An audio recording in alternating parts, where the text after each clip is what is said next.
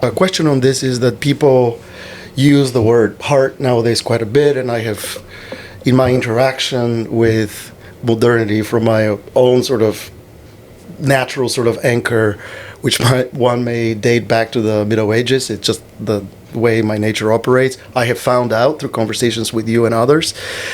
So people nowadays, it seems to me, and you tell me if you disagree, use the word heart all the time, and especially this, kind of a favorite phrase of mine nowadays, which would be if someone is a bit, as you say, in a dark zone, or maybe being kind of torn and hesitating. The usual response, therapeutic sort of response, would be trust your heart, right? Yeah. And I'm just curious, from you who have kind of traveled the most of the journey, if not all of it, would be the contrast between, I don't know, the modern sort of conceptualization of the heart, or the conceptualization of the heart in social media and how it travels from TikTok and all these other apps that you guys use, and then the kind of conceptualization or feeling of the heart that you have arrived, at least, as of today. Yeah, I use the language of the heart very intentionally because it does provoke these kinds of questions. Our culture today, especially, in our very Disneyfied culture, we use this language of the heart all the time, but it does not mean the same thing that it meant to the ancients. And language of the heart is a very ancient thing, at least in the Western religious and intellectual tradition. And so this came to mind recently. When I was at an intellectual retreat with some monks on the topic of mysticism and wisdom, and one of the monks kept using this language of the heart. You're talking about opening the eyes of the heart, right? That's a phrase borrowed from, I think, St. Paul. And encountering God in the depths of one's heart, like St. Augustine talks about. And someone asked exactly this question. She said, well, nowadays everyone says, follow your heart, that's what's going to make you happy. And she said that according to her Christian upbringing, she was told that's bad advice, because that's just going to end up, you're just going to end up following your baser instincts and you'll end up unhappy. And so she posed this question to him. And his response, I think, was very interesting.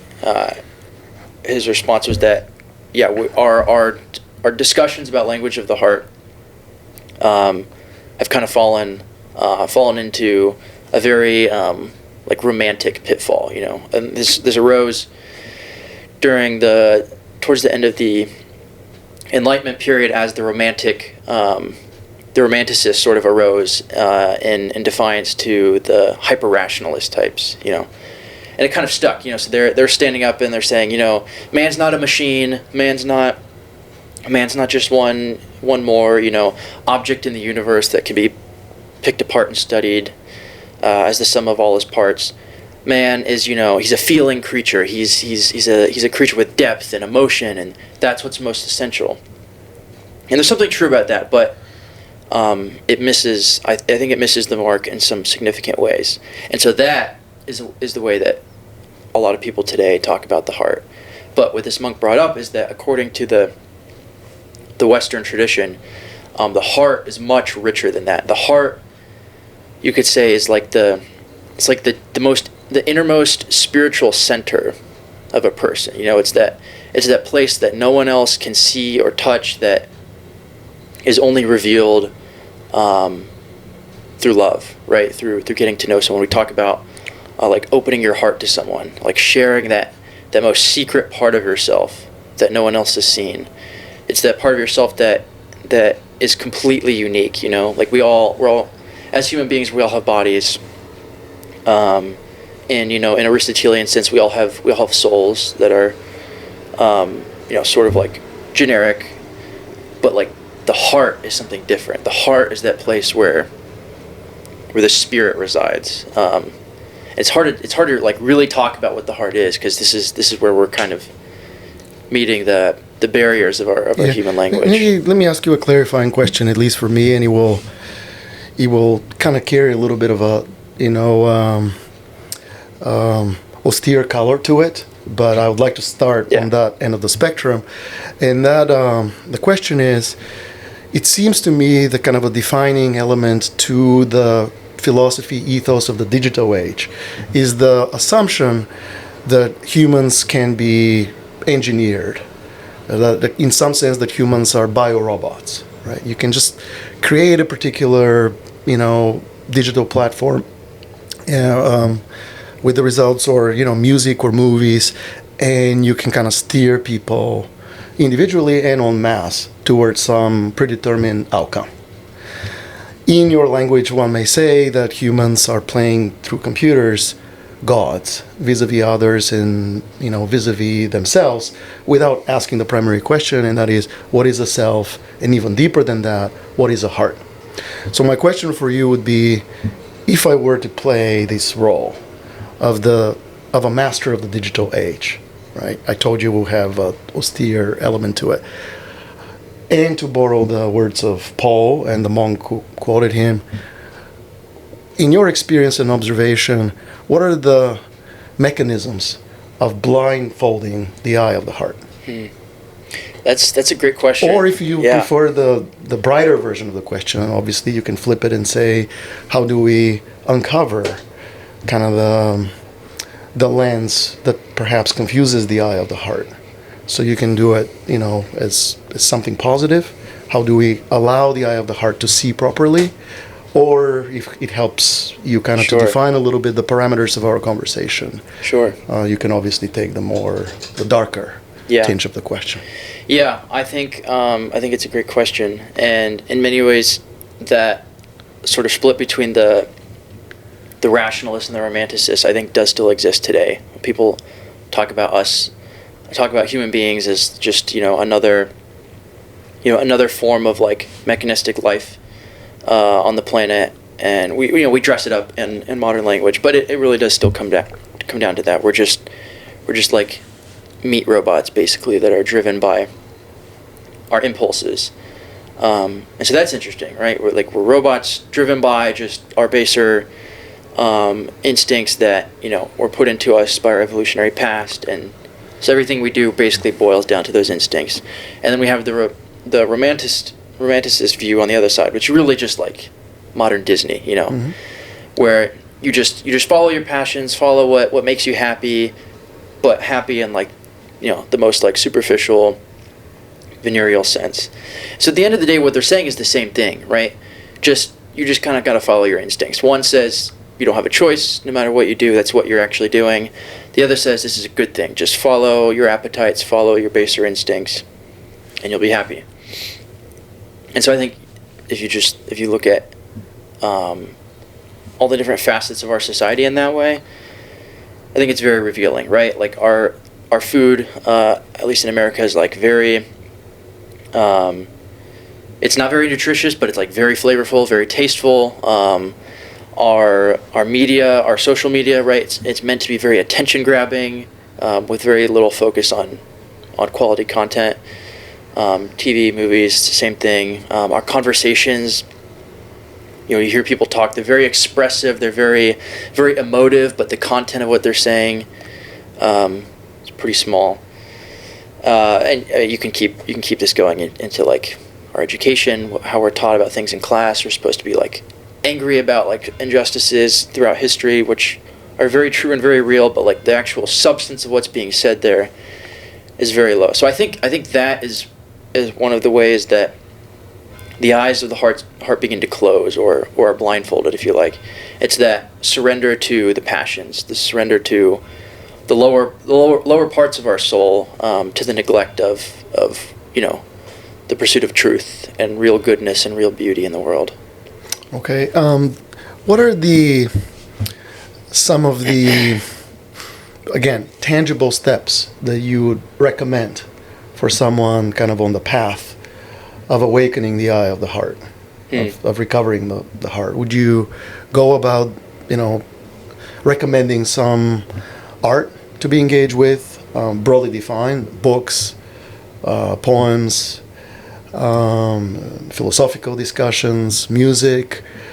What are the routines or the habits that someone needs to, whether they be intellectual or kind of physical training habits or both, for someone to on pursuit to recover the heart.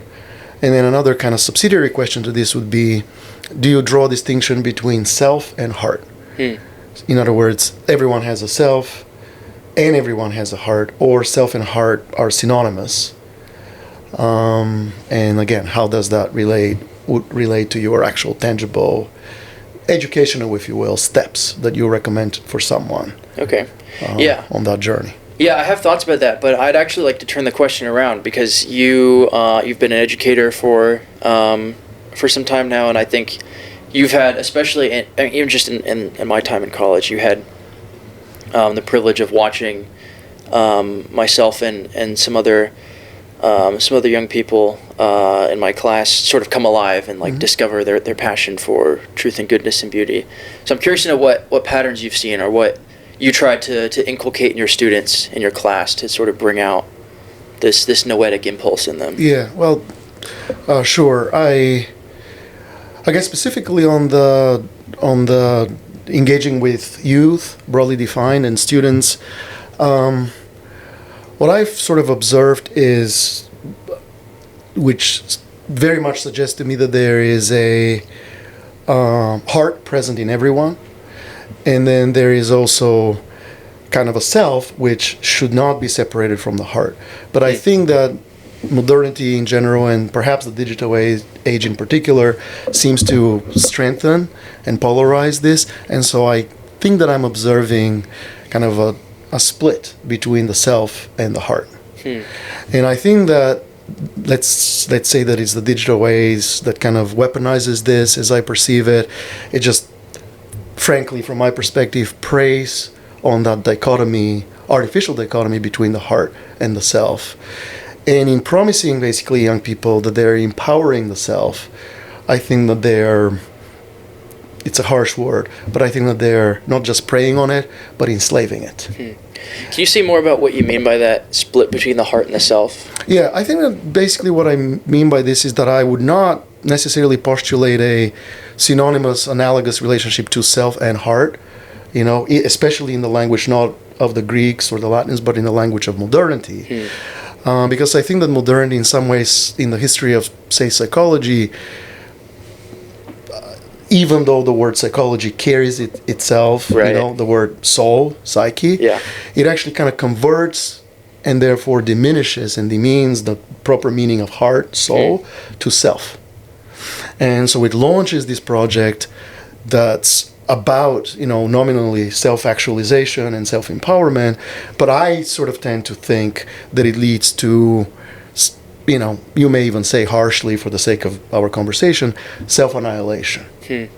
And so I think that every person has a heart and a soul, and then that also goes in conjunction traditionally to the self, but modernity has kind of foregone the deeper elements of the heart and the soul, and has started to empower a kind of a sort of detached, uprooted from tradition sense of self. So this would be like the business bro type, right? Who like ignores what makes him truly happy and is just on the grind to make because money. Out of that emanates kind of a new philosophy, or I don't know if it's new, but certainly a dimension of philosophy, ontology, that we can easily call materialism. Okay. And so now you have a dichotomy between a more holistic approach to the human being as being in the world and part of the world and contributing, to basically something mechanistic, which is a materialistic being, and that's the modern self. Yeah. And I think that the digital age is just uniquely equipped to play with this in all kinds of ways, in which life becomes essentially digital life performance. And so it removes more and more the substantive elements of life to the performative elements of life. It just flips it completely. And so the challenge, which is a fascinating challenge that I have as an intellectual and as an educator, is basically how to step into this world of the self, so as to meet my interlocutors halfway. Yeah. And through conversation, hopefully personal example, show them the doors to their fully holistic self, i.e., the heart. And it's a very challenging project for all kinds of reasons, because it is a traveling from one world. One may call that world chaos, to another world, Yeah. which would be cosmos, right? A more properly ordered, world. But the good news for me is, clearly I'm partial to the one world over the other, is that quite a few students see basically the beauty in that alternative, long forgotten world universe, and then not only do they kind of follow, but they take their own authentic exploration, and then very quickly they turn from students to peers, friends, even kind of my own professors, as they can navigate the jungle of the digital age in much more imminent way than certainly I feel prepared. Yeah. So that would be my partial answer. Yeah, it makes me think of. I mean, obviously, this is not an entirely new question, even if it's in new circumstances. And I think Plato, in many ways, was asking a lot of the same questions here. And so it makes me think of the allegory of the cave, right? The man who makes it out of the cave. It's not his job to go back down and like drag everyone kicking and screaming into the light. And he can't even show them the light, right, when he goes back into the cave to draw them out. He can only tell them about it. He can only do his best to inspire in them some desire to go pursue the light for themselves. And so it seems to me like that's the goal of a good education today, right? Like we sort of all live in our own like digital cave. We're not watching the shadows on the wall, but we are all watching our phones, right? We're watching our screens everywhere that we go. And it's easy to just sort of trick ourselves into thinking that we're happy with that, because, it gives me a dopamine hit, every couple hours, and keeps me glued to the screen, and then I can just brain rot all day. But if someone comes to you and says like, hey, you can keep doing this, or, there's this entire world out there, this world of ideas where you can actually grow in wisdom and like learn how to live well, not just to survive, but to like really live. You can actually like grow in knowledge and wisdom and engage in meaningful discussions instead of just arguing with people online. I think for the person who's ready to receive that actually stirs up in them a desire to then take the first step themselves, Yeah, for sure. I mean, I guess I consider myself fortunate, even in the digital age, because so far in my life, with shared with students, and in my personal life outside of the academy, I just feel surrounded and by people who are. It feels as though are natural seekers, and this is just incredibly hopeful and encouraging. Is that they, on occasion I get sort of preoccupied with performances, and often I get agitated, even angry at the inauthentic performances that surround it, and then I can kind of easily see myself getting into kind of elements of despair. But then, the conversation flips out of a particular context with the very same person. And then you get this kind of authentic connection and a deep conversation, deep exchange. Yes, forward. And then, again, it's a constant reminder, I think, that the heart is always there. It's strange for me to kind of think about it that way, but it seems like in the digital age that happens for many people. And the question would be, kind of the invitation would be, are you brave enough to actually do what you preach to others? Yeah. And that is to trust your heart and step into basically the domain of your heart fully, intellectually, but also emotionally. Think reflectively about the impulses that are within you. Some of them are good, some of them are not, and you need to learn through experience and wisdom how to navigate and steer both. And that's the real adventure of life. How else could you say meaningfully that you are alive? And I think that, George, and I really don't say that, superficially or casually, not just students, but, it really feels like just about everyone that I encounter and we step into this authentic experience has that in them.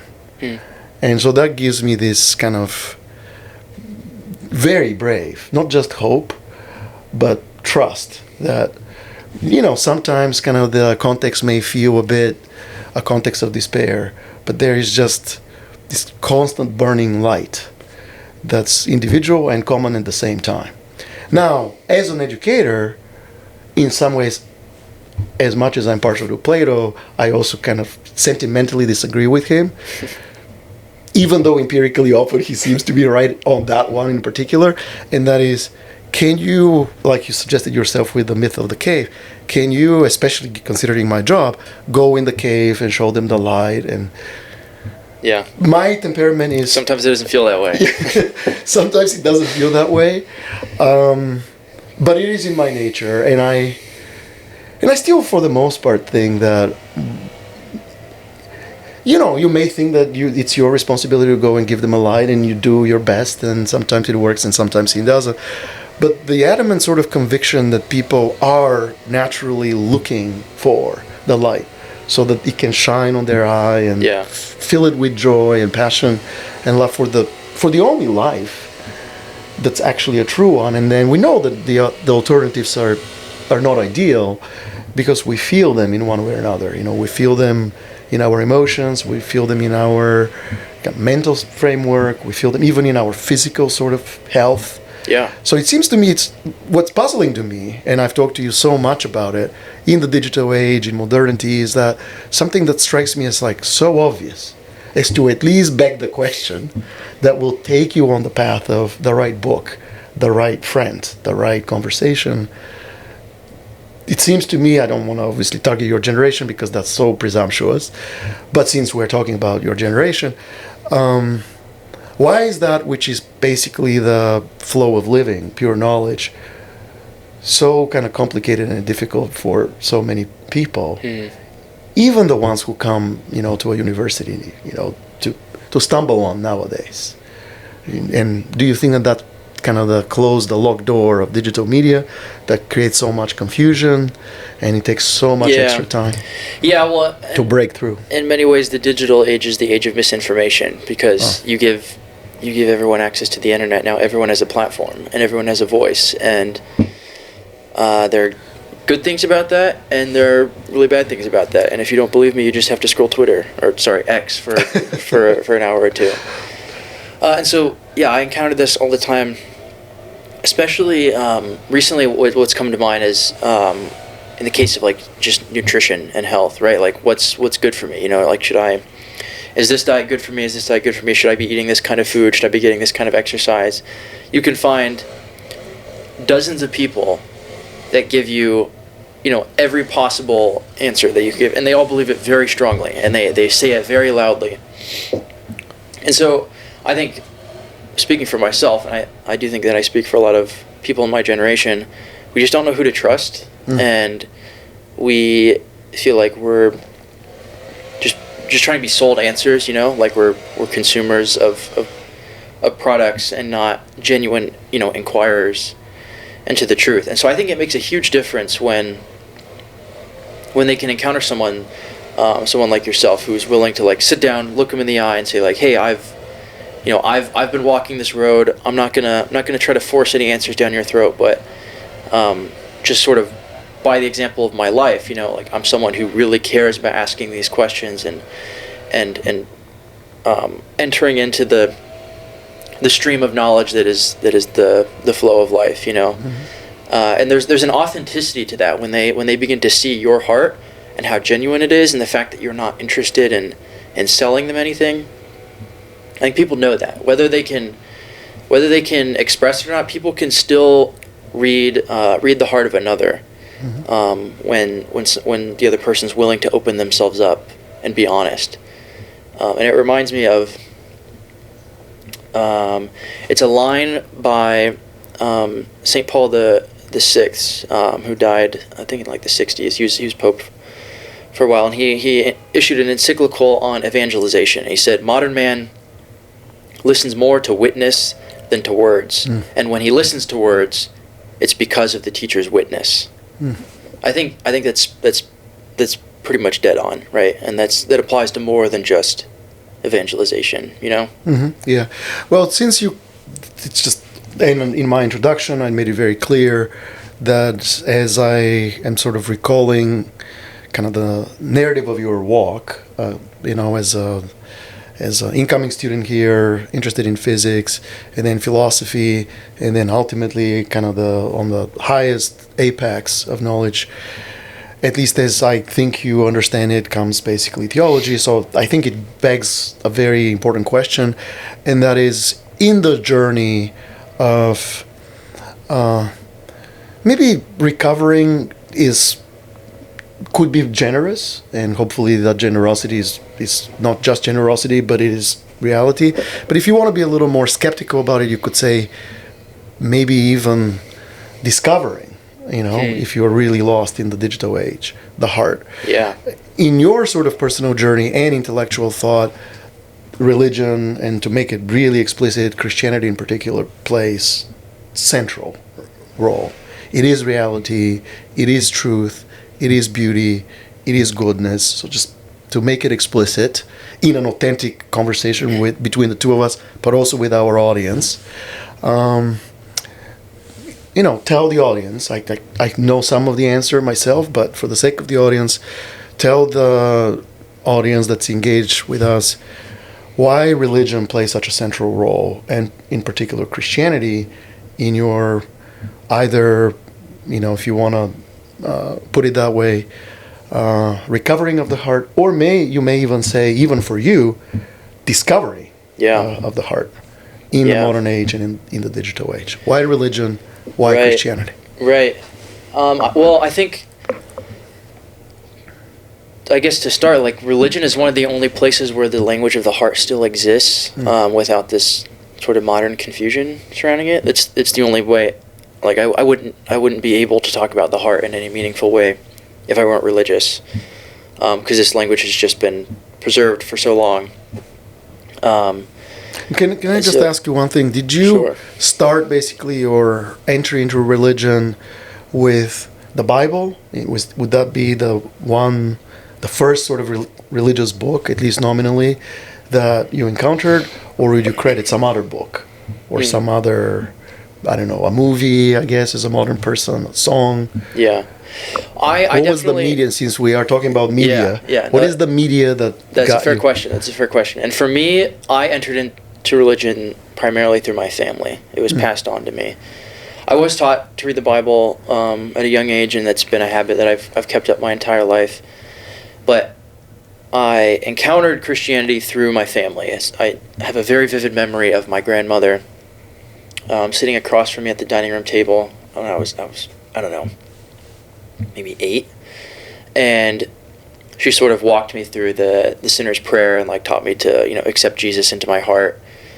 So that's one of my first memories of really encountering the faith. But then the time that I remember sort of consciously deciding that I was going to be a Christian and I was going to live it was after a summer camp at my church. It was kind of a weird camp. They taught us how to pray in tongues and stuff, and I wasn't really into that. But I did at the time really connect with the praise and worship music. The lights are down, the beat's going, people are crying around me. They're singing out loud as they can. And so that really, I connected with that, at least. I mean, I wouldn't say superficially. I think I really did connect with it at the time, and so I took it seriously at that age. I'm a Christian. I'm gonna live this out. And that was maybe age 10. I don't know. Mm-hmm. And I would never say that I ever walked away from my Christian faith, but there became this really strong divorce between the way that I lived and the things that I said I believed in high school, really, and that carried over into college. And again, I hadn't gotten into theology at this time, so I was pretty much just reading the Bible, and I sort of had a reputation for knowing my scripture verses and being able to recite stories and verses and names and all that. When I got to campus and I really started to dig into theology. The first person. And George, again, Yeah. we're having a conversation. So your high school was basically a public school or a secular school. Yeah, Okay. yeah. It was. So you were submerged, not in I a had religious sort of no community. Christian friends Yeah. in high school. I had my sister was there for a while, like towards the end of high school. But yeah, I felt like I was pretty much all on my own, and I got teased for being religious. Okay. It definitely bothered me, but I sort of accepted that as sort of part and parcel of what what the Christian life is like. Are you comfortable in sharing some of the criticisms that you had Yeah. as a high school, or some of the, I don't know if you think that's a right word, but ostracism that you experienced as a high school Yeah. student? Well, it didn't help. specifically because you Yeah. know, define yourself as a Christian. It didn't help that I was also just a weird kid, like I had been homeschooled all the way through middle school, and so I didn't know what, like other kids were like really, and so I was rock climbing at the time, and I always showed up like I had just walked out of, the rock climbing gym. I was wearing like really baggy cargo pants and boots, and I just didn't dress like everyone else. I didn't talk like everyone else. I didn't know what music they listened to. So I got teased about that, and then I was just a little bit naive about my faith too, and so I would say things like I don't know, I think that God made the earth, and then people would ask me questions about like the Big Bang and evolution, and at the time I just didn't. There was no like sophistication or nuance to my belief. I just knew what the Bible said, and that was what I talked about. So yeah, stuff like that, teasing here and there, and yeah, it bothered me, but I still made good friends that sort of just accepted that I was kind of weird. I see. Yeah, and then when I got to college, the first like really deep theological writing that I connected with was St. Justin Martyr, and he was the one that I would go on to choose as my confirmation saint when I entered the Catholic Church. And what really fascinated me about him is that he was this guy who was training to be a pagan philosopher, and then just kept like going to all the different schools, couldn't find the one that like really taught him how to live well. It's a shame he didn't stick with Aristotle, but like they would have charged him a fee for that. And wisdom, of course, has to come free. So he was authentic about it. He finds Platonism, he sees something there, and then he encounters Christianity, and he's like, this is it. And so what really struck me is that he goes wholesale into Christianity, ends up being a martyr for it, but he still considers himself a philosopher. He still wears the philosopher's garb. So his faith is not something that's anti-intellectual, which is something that I was wrestling with at the time, because I wanted to study science, but I was sort of raised without like really having to engage with those questions of faith and reason. So I was just in this sort of inner turmoil, and here was this figure that I could point to and say, oh, he did it, and I want to be like him. And so yeah, he introduced me to a bunch of other church fathers, and and the rest is history.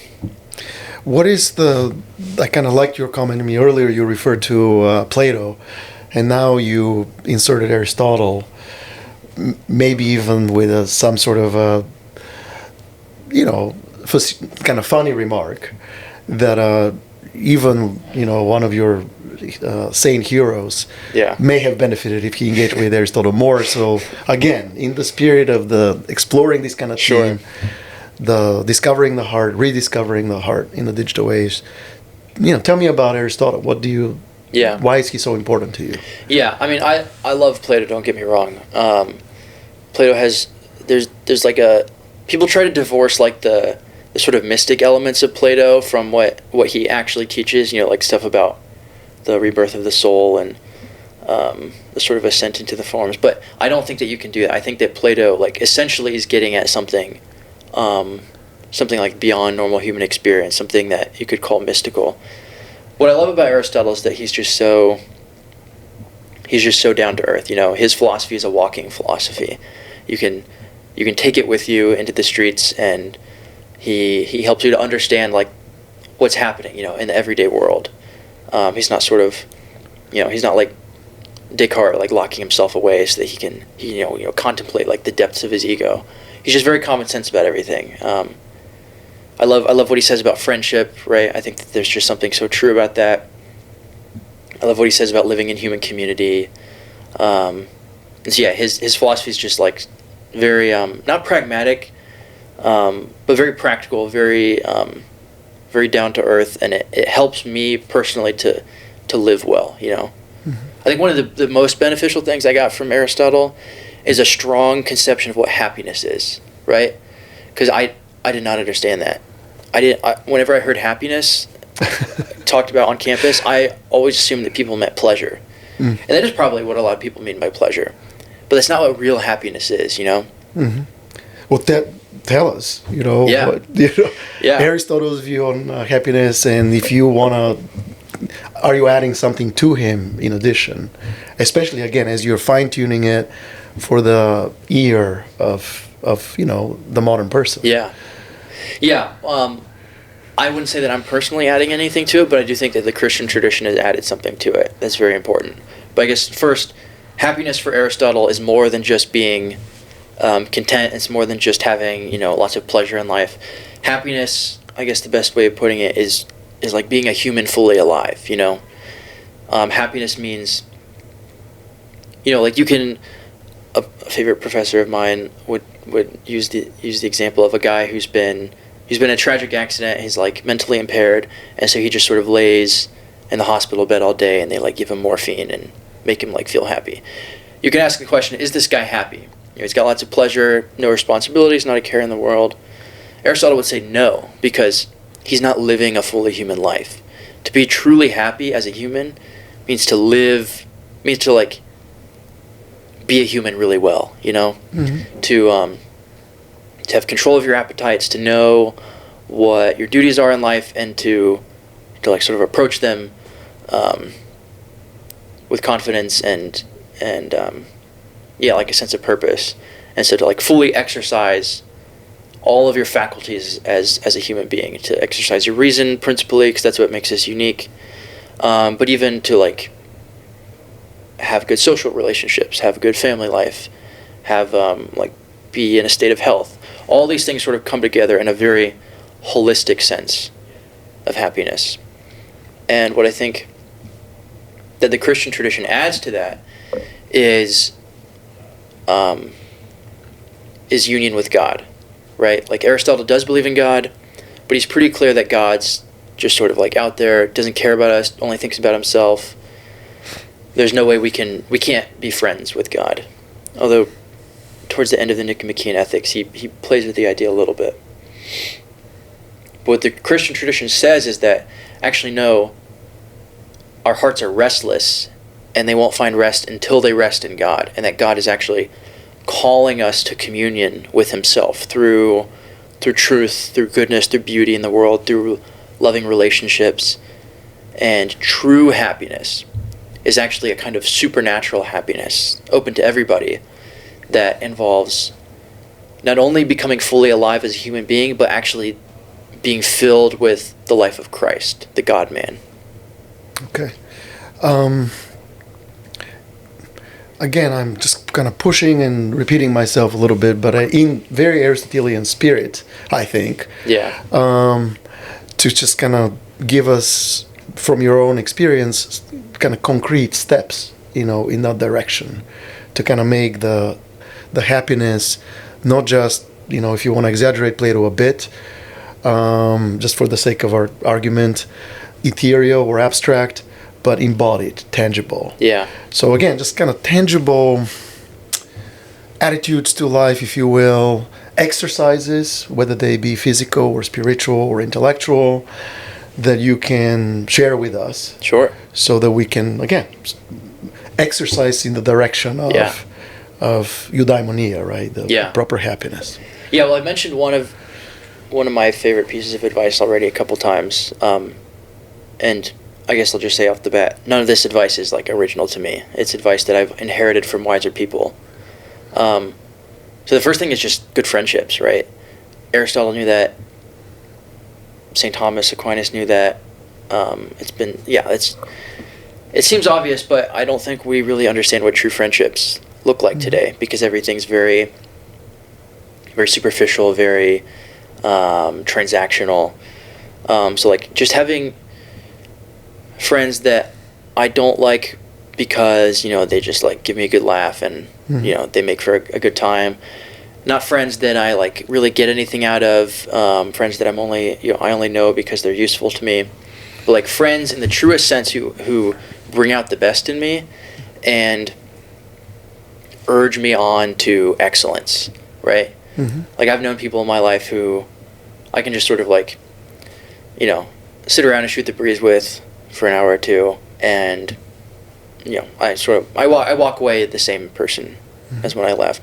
But then I have other friends, you know, I sit down with them, we start talking around the campfire, we get the tobacco pipes going, the coffee's pouring, and it's like I feel like I can change the world, you know?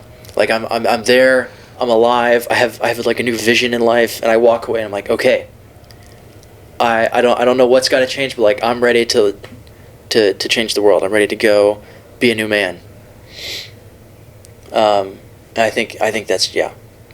It's so rare. It's so hard to find those friendships, but when you do, like those are the friendships that are worth holding on to for a lifetime.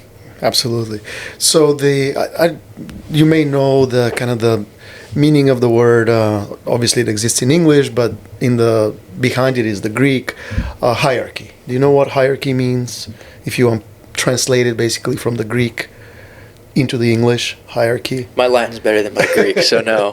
Yeah, but so it's, you know, like a vertical ordering of things, right? Like, well, you can translate it that way. If you want to be really literal in your translation, you could say basically a hieros would be like a divine or spiritual. And so a spiritual, and then either you can go in the direction, because Greek is so rich in semantics, you could say spiritual beginning would be one translation, or the West has tended to translate it kind of a spiritual or divine order. Okay. Hierarchy, Yeah. and so it's vertical sort of dimension. And basically, that's where I thought you were going to go, but you started and ended in kind of the same place, and that's perfectly fine, obviously, but I want to poke a little bit into it, which is both for Aristotle, but also for the Christians, you do have this kind of divine beginning, which is also the end. And in the East, I think it's more kind of not a straight sort of path up a mountain, not vertically, but it's like circumnavigating, if you will, the mountain as though it's an ocean, right? So you're kind of moving in circles, but you're not being lost by spinning your wheels, to use the modern word, but you're just kind of moving on a spiritual ladder in a circular motion where you are encountering generation after generation, even in one single lifetime, kind of substantively the same things, even though they may appear different, right. You know, in the externalities. There's nothing new under the sun. Yeah, and exactly. And so the friendship, you're right. I think that they would agree that it's kind of a very important and critical beginning, but they also postulate that there are kind of more and more higher and higher steps into the proper kind of, you know, discovering or rediscovering the heart and what that entails. And I don't know if you've read something about it or thought about it in those ways, or you may disagree. Like I have a student who is Chinese, and we have all these conversations, and he's returned very much to his Chinese tradition, which is kind of a fascinating journey of its own kind.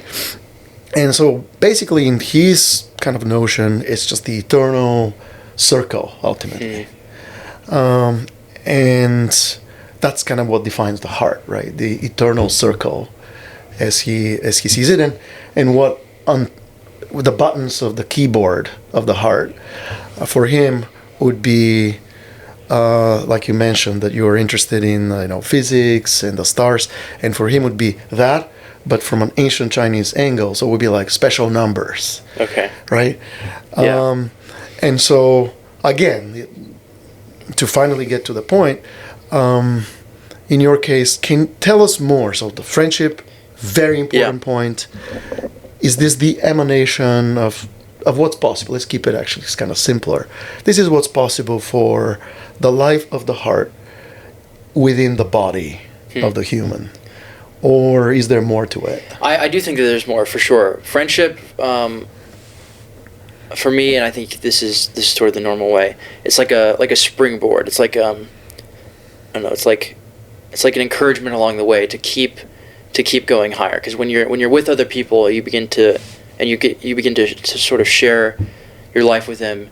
You see things in them that inspire you to like pursue what they have. Mm-hmm. And George, so, I'm gonna rudely interrupt you. Yeah, go for it. Go for it. And just basically get you. Let's just kind of invite Aristotle, your friend, to kind of join us. Sitting here, and I'm not going to be presumptuous to say that I will shadow Aristotle, but to play a little bit with that kind of possibility. Yes, and so we basically want to lay out a very sort of practical, pedagogical, intellectual, and spiritual ladder of the heart. And because the Noetica crowd wanted the digital age to be also there at the center. And so we start with a person who just left high school and engaged just like you did with all kinds of extracurricular activities and various friends, and they still remain friends of yours, even though some of them may not necessarily share your particular ontology or metaphysics. And so this person basically emerges out of high school and is a seeker. And to borrow a little bit from the metaphor of climbing, right, like you used to do. So just tell us, what are some concrete Aristotelian steps or habits that you would recommend so that someone doesn't just climb a wall to impress their friends or something, or even for physical health, but to empower the body, if you will, but also to awaken the inner life. Doesn't even have to be as ambitious as the heart or the soul, just that if we assume, and some of our audience can invite us to debate this assumption, that the digital age in some ways makes it kind of the climb harder, rather than make the climb easier, which what a good culture should be doing. Let's assume that it's making it actually harder. Sure, yeah. So what do we put in our backpack, and how do we begin this climb, so that we have at least some tangible, realistic Aristotelian style prospects of actually objective success? Yeah, two things come to mind from that monk that I mentioned earlier. He gave us 4 actionable steps, and I forget 2 of them, but the 2 that I do remember are the ones that stood out the most. And he talks about the importance of silence, which is very hard to find nowadays, sure. Right? And you almost have to be intentional about it. Like for most of history, silence was just sort of a part of life, Like at the end of the day, like at the very least, it was silent through the night. But nowadays, we like people will listen to music as they fall asleep, or even podcasts, which I've never really understood. And then there's the hustle and bustle of cars and traffic outside, and then during the day, listening to music, you're talking to people about things that oftentimes things that don't really matter. Our whole life is filled with noise, and so silence is really powerful for different reasons. I think the two most important ones are that they take you away from all the noise, all the hustle and bustle of daily life, and force you to ask the question, like, do I care about these things, or like or even just what am I doing? Like why am I a student? Why am I at this job? So it gives you the space to ask questions, and it forces you to confront your own thoughts. I can't tell you how many times I've heard people in my life say, I have to listen to music while I drive, otherwise the intrusive thoughts set in, right? Wow. Which sounds kind of silly, but also like that's a problem, Like the fact that that's so normal, to me, is very scary. So I think silence is really powerful, and it has to be wrestled with, right? Like this is the tradition of the Desert Fathers, like wrestling with silence. But there's something very powerful, and in the end, very freeing about it. So silence for sure. And then, what was the other one? The other one was a growing detachment from things that you don't really need in life, Mm-hmm. right? Also, a very monastic practice, right? Like Mm-hmm. learning to give up things that are distracting you from what you really care about, right? So people do. I mean, this is the importance of Lent, for religious people, setting aside things that we don't truly need, to redirect our eyes to what truly matters. So people, in the digital age, I think social media fasts are really important. I still remember the day that I decided I was going to delete all social media. It was during the presidential election of 2020, and I just remember every time I went online, I was just like anxious and worried, and I was like seeing people I disagreed with and getting angry about that for some reason. And so I made the executive decision at one point. We're done, right?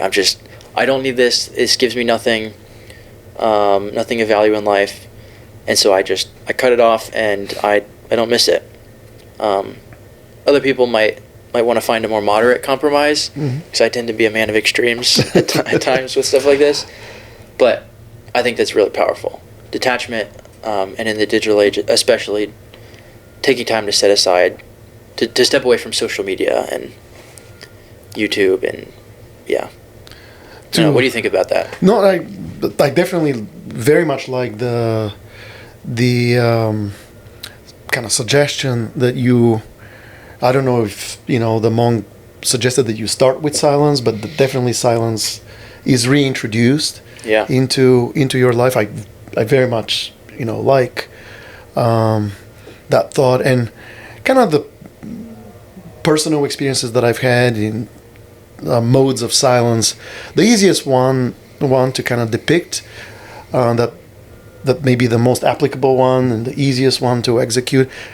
Maybe not the most ambitious, if you will, if you really want to explore the depths of silence, but that would be, what probably many people have experienced in one way or another, at least in the U.S., and that is a starry night, and you are out there in the mountains, and you just kind of look up, and you see this kaleidoscope of life, in space, and then it just kind of starts to invite, I think, questions that are fundamental.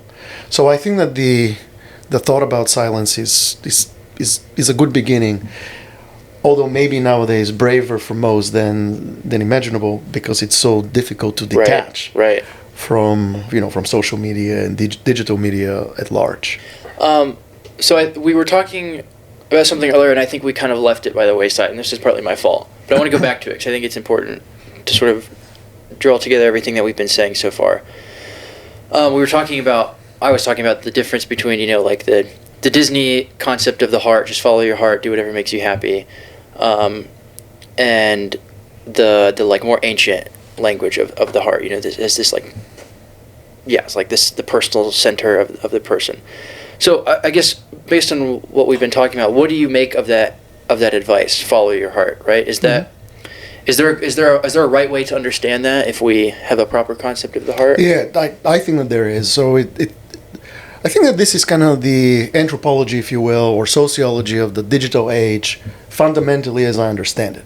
And I'm not an expert on the digital age in terms of experience, personal experience, or engagement with it. But have you ever been on social media, or have you always been? No, not in any real. What a blessing. Yeah, but I do have sort of some, maybe precisely because I'm a kind of a literal foreigner to social media, even alien, to it.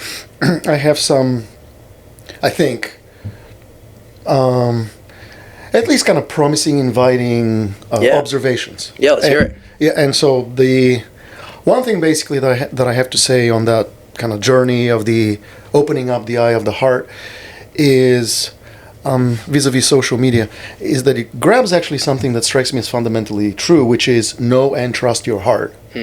But then again, empties it out of substance and then leaves it empty. Yeah.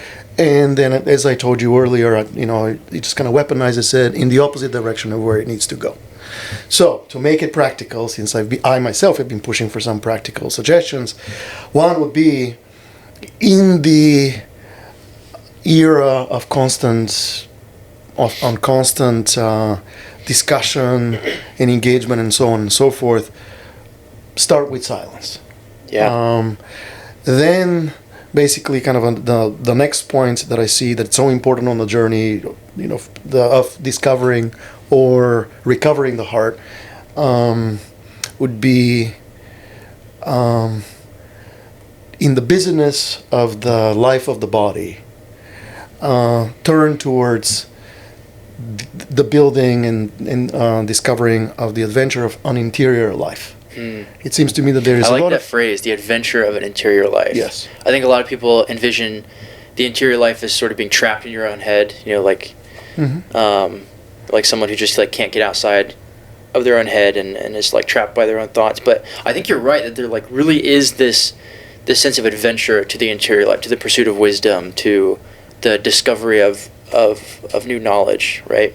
And of even like the awakening of your own sense of curiosity. And we talk about like finding your passions in like the realest sense, what you're made to do, what your vocation is. And so, yeah, I think adventure is a great word for it. Yeah, exactly. And I think that again, maybe as a general sort of starting tool in the practice of the habits of the mind and the heart, as I understand them, would be to, if you have to sort of act on inertia, which I don't think it's a good idea, but if you must, just most of the things that kind of the digital age presents to you, you're probably safer, by my own estimate at least, to kind of flip and to do almost the opposite of what they're inviting. Obviously with some caution and so, but if you must basically act on instinct, then the instinct should be sort of more often antithetical rather than kind of incongruence to the invitations of so be a rebel.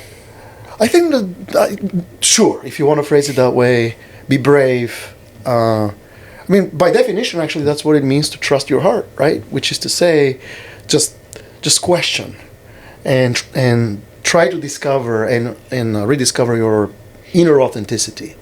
And for all the conversation about empowering the self and the importance of the self, and maybe even replace humility with assertion, in reality, actually, the mechanics of the digital age seem to produce the opposite, which is a lacking self, interior life. Because basically the way people try to approach the building of the self is to imitate constantly an ever-changing other in the exterior signs. So it would be like, okay, what is the most popular, thing to do? What is the most fashionable attire? What is the most fashionable object that will signify success, and so on and so forth? So I think that empties the heart rather than enriching it. And so kind of the entire journey, that's why I say, if you must call it a rebel, then be a rebel, right? Turn inside, find the self. There's a phrase, there's a phrase that I think applies here that's used by, again, the monastics. And they talk about death to the world, right? It comes from St. Paul, right? I've died to sin, and now I no longer live, but Christ lives in me. So this idea of death to the world, I think is what you're getting at. You can tell me if you think this is right.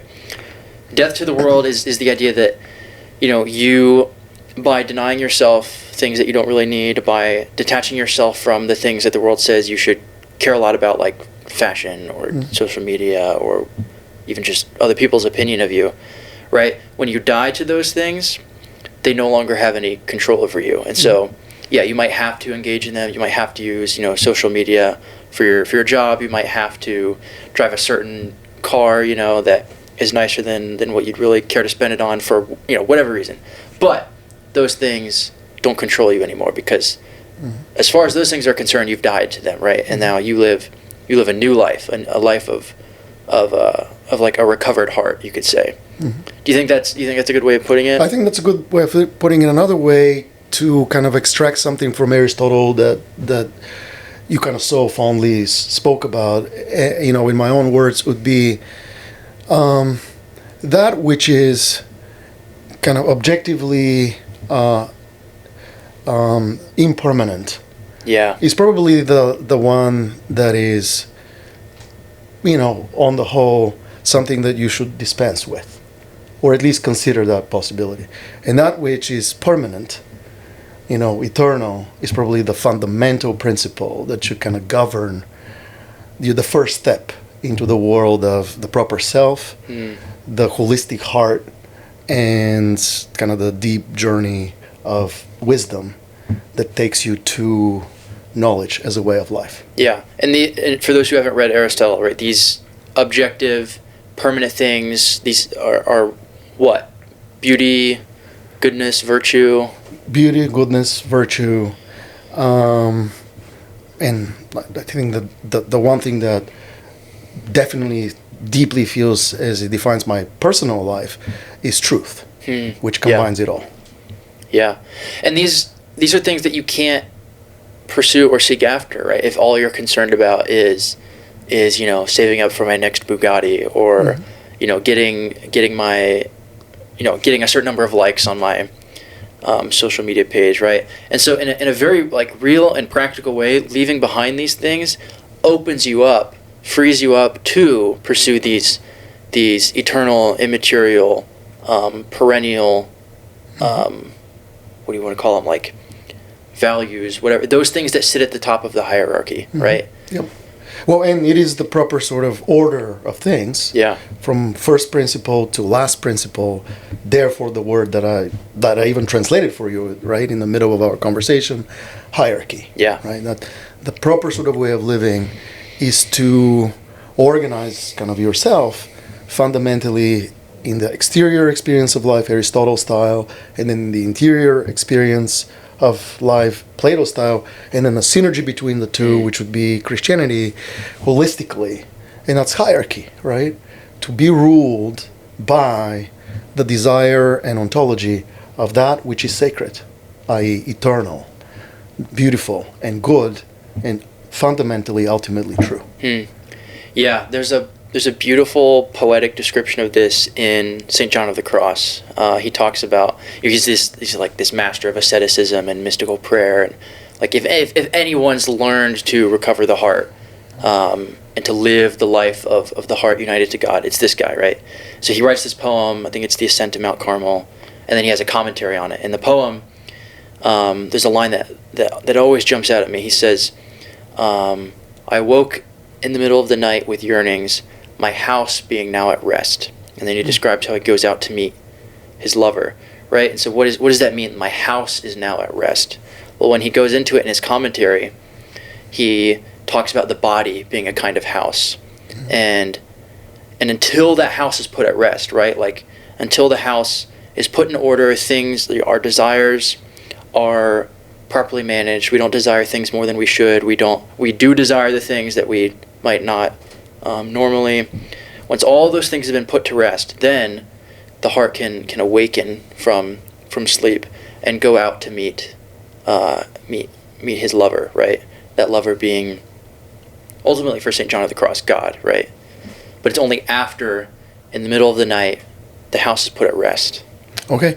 Well, I think that with this, unless you have something else to add, we're ready to end that conversation. This has been great. Thank you so much for having me on. Absolutely. Yeah. Absolutely. My pleasure. And thank you for visiting us back for a year of, in some ways, hopefully away from home, at least your educational home, and now you're back home, educationally, and in the philia, in the friendship of New Etica and the New Etica community. So thank you so much. Yeah, my pleasure. For sharing your thoughts with us.